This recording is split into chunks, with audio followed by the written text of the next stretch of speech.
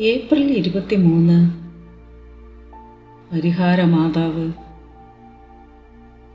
ഒരു ആട്ടിടയൻ കളിപ്പാട്ടമെന്ന് കരുതി തൻ്റെ മകൾക്ക് കളിക്കുവാൻ കൊണ്ടുവന്ന സമ്മാനം ഓരോ പ്രാവശ്യവും വീട്ടിൽ കൊണ്ടുവരുമ്പോൾ അപ്രത്യക്ഷമാകുകയും അത് കണ്ടെടുത്ത സ്ഥലത്തേക്ക് തിരിച്ചു പോകുകയും ചെയ്തു.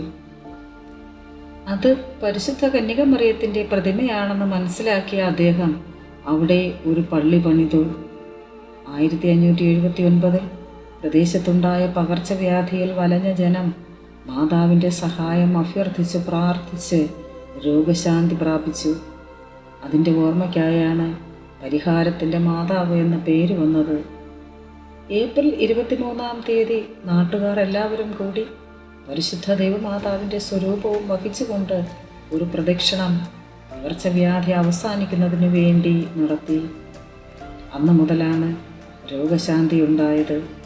അന്നു മുതൽ മെത്രാനും മുൻസിഫ് കൗൺസിലർമാരും കൂടി ഏപ്രിൽ 23 നന്ദി സൂചകമായി ആഘോഷം കൊണ്ടാടുന്നു. അമ്മേ മാതാവേ, ഞങ്ങളുടെ ജീവിതത്തിലും ധാരാളം പ്രശ്നങ്ങൾ നേരിടുന്നുണ്ട്. ഈ പ്രശ്നങ്ങൾക്കെല്ലാം പരിഹാരത്തിനായി അമ്മ തന്നെ അങ്ങ് ഞങ്ങളുടെ ഇടയിൽ മാധ്യസ്ഥം വഹിക്കണമേ. Ave Maria.